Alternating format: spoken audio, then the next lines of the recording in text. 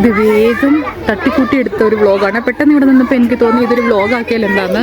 Actually ഇന്ന് സ്കൂളിൽ parents meeting ആയിരുന്നു കുട്ടിയുടെ. അപ്പോൾ പേരൻസ് മീറ്റിംഗ് ഉണ്ട്, ഓറിയൻറ്റേഷൻ്റെ അതുമായിരുന്നു. ക്ലാസ് 1 പോകുന്ന കുട്ടികൾക്ക് വേണ്ട നിർദ്ദേശങ്ങളും അവിടെ വേണ്ട കാര്യങ്ങളൊക്കെ സംസാരിക്കുന്ന ഓറിയൻറ്റേഷൻ ഡേയും കൂടെ ആയിരുന്നു. അപ്പോൾ ഞങ്ങളത് രണ്ടും കഴിഞ്ഞിട്ടിപ്പം പേരൻസ് മീറ്റിംഗ് കഴിഞ്ഞ് പ്രോഗ്രസ് റിപ്പോർട്ടൊക്കെ സൈൻ ചെയ്ത് ഇറങ്ങിയതേ ഉള്ളൂ. ഇപ്പോൾ ഇവിടെ വന്നപ്പോൾ ഇവരിങ്ങനെ കളിക്കുന്നത് കണ്ടപ്പോൾ പെട്ടെന്ന് തോന്നി തട്ടിക്കൂട്ടി ഒരു വ്ളോഗ് പെട്ടെന്നുണ്ടാകാം. എല്ലാ പേരൻസും വന്നിട്ടുണ്ട്. എല്ലാവരും പേരൻസ് മീറ്റിങ്ങും പ്രോഗ്രസ് റിപ്പോർട്ട്. ഇത് ലാസ്റ്റ് ഓപ്പൺ ഹൗസാണ്. ഈ പ്രപ്പിൻ്റെ ഈ വർഷത്തെ ലാസ്റ്റ് ഓപ്പൺ ഹൗസാണ്. ഇനിയും ഗോഡ് വിൽ മന്തുട്ടൻ ഫസ്റ്റ് സ്റ്റാൻഡേർഡിൽ, മത്തായി കുഞ്ഞ് പ്രീ നഴ്സറിയിൽ. ഭാഗ്യത്തിന് ഞങ്ങൾ വിചാരിച്ചു മാത്തൂട്ടൻ്റെ നെക്സ്റ്റ് ബിൽഡിങ്ങിലായിരിക്കും മാത്തൂട്ടൻ്റെ ക്ലാസ് വന്നു. പക്ഷേ ദൈവാദിനത്തിന് മത്തായി കുഞ്ഞിൻ്റെ ക്ലാസ്സിൻ്റെ അടുത്ത് തന്നെ വന്നു ഫസ്റ്റ് സ്റ്റാൻഡേർഡ്.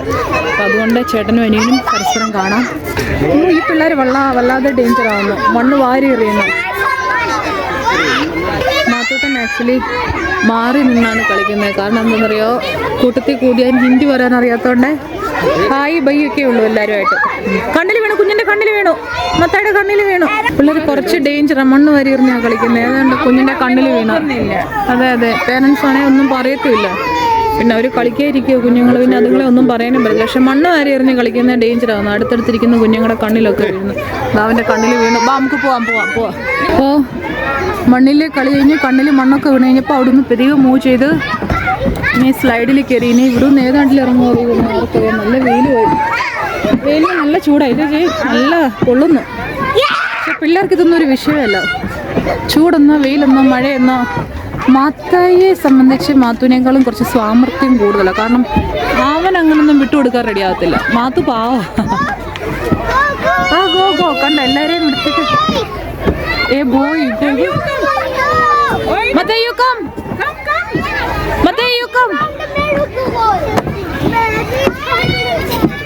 ഇപ്പൊ വരും.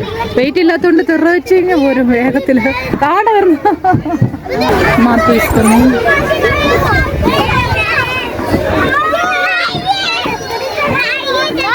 നമുക്കാണ് വെയിൽ പ്രശ്നം. ഈ പിള്ളേർക്കൊന്നും ഒരു വെയിൽ പ്രശ്നമേ ഉള്ളൂ. അതാ നോക്കൂ, എല്ലാ പേരൻസും വിളിക്കുക, അവിടെ കൊണ്ട് ഇവിടെ കൊണ്ട് വാ മക്കളെ ഒറ്റ എണ്ണം വരാൻ കൂട്ടാക്കുന്നില്ല.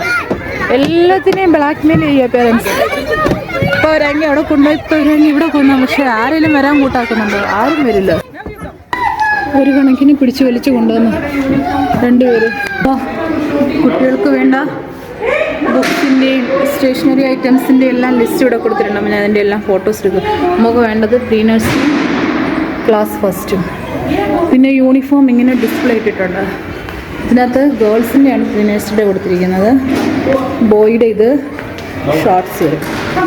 ഇത് പ്രീ നഴ്സറി മത്തായിക്കുഞ്ഞിൻ്റെ യെല്ലോ ഷോർട്ട്സ് വരും. ഇതാണ് ഇവിടെ. ഇതാണ് മത്തായിക്കുഞ്ഞ്. രണ്ടുപേർക്കും ഓരോ ഫ്രാക്ചർ പറ്റി. മാത്തുക്കുട്ടൻ മൂക്കം കുത്തി വീണു, മത്തായിക്കുഞ്ഞിൻ്റെ കണ്ണിൽ മണ്ണ് വാരി എറിഞ്ഞു. അപ്പോൾ അതുകൊണ്ട് രണ്ടുപേരും ഇപ്പം കളി കഴിഞ്ഞ് കയറി. അല്ലെങ്കിൽ ഇപ്പോഴെങ്ങും വരാൻ യാതൊരു ഉദ്ദേശവും. ഇപ്പോൾ സ്കൂളിൽ നിന്ന് ഞങ്ങൾ ഇറങ്ങി. ഇത് പാർക്കിംഗ് ഏരിയ ആക്കാറുണ്ട്. ആക്ച്വലി വലിയൊരു സ്കൂളാണിത്, DPS ഇൻ്റർനാഷണൽ.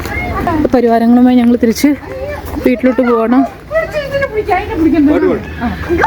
അവന് ആരുടെ സഹായം വേണ്ട, നമുക്ക് തുള്ളി പോകുന്നത്.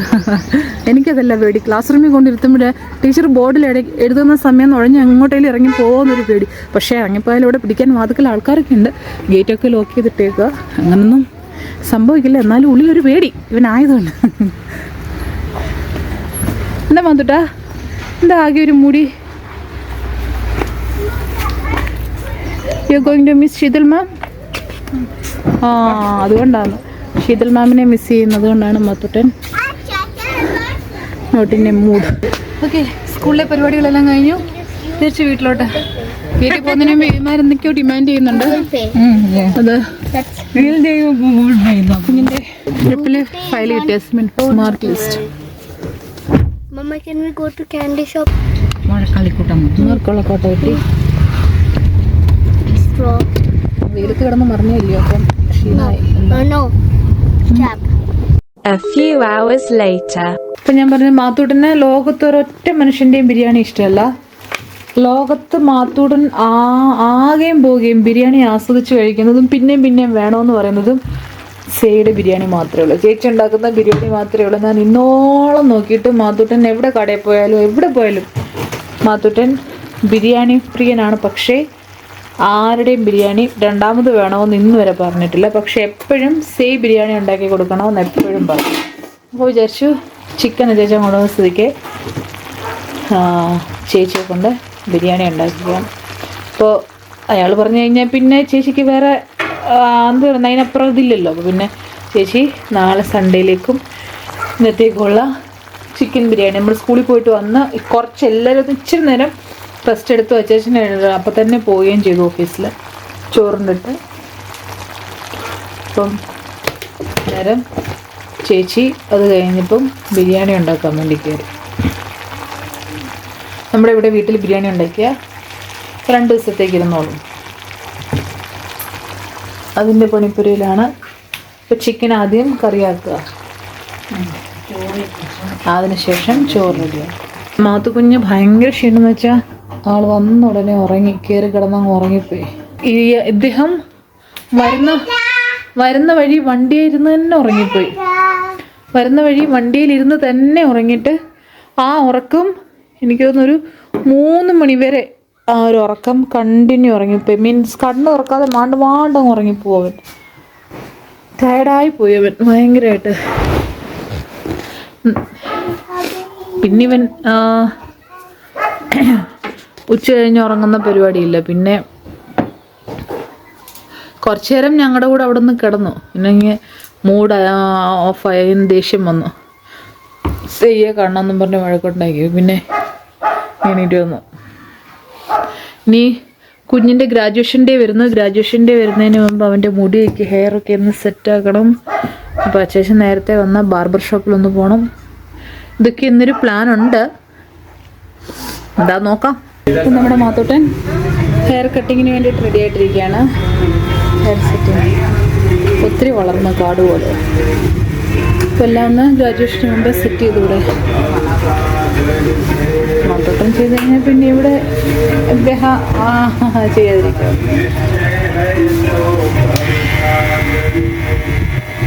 ഇപ്പോൾ തുടങ്ങും വേള.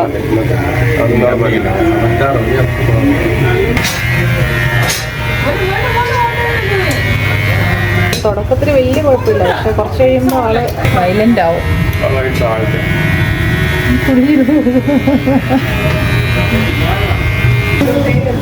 मैंने तेना भी करी, इनके पापा की भी करी।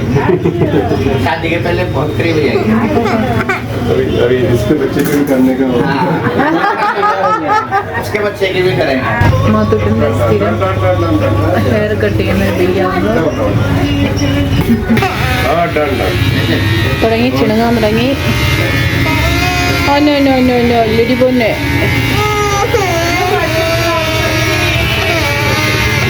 ये तो बहुत अच्छी चीज है, इससे लगेगी भी।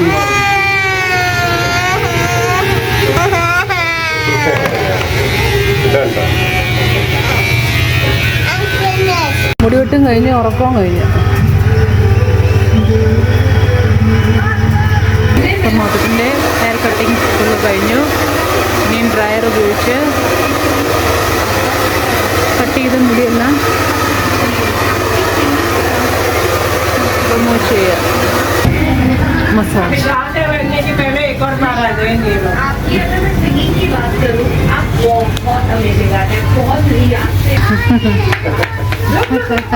ऐसे स्टैंड अप।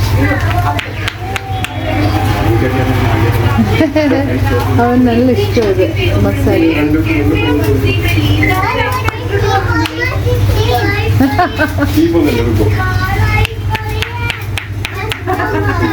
ये साउंड कहाँ से आ रहा है? आपको हंसना है, स्माइल। स्माइल नींद से उठ के स्माइल A1।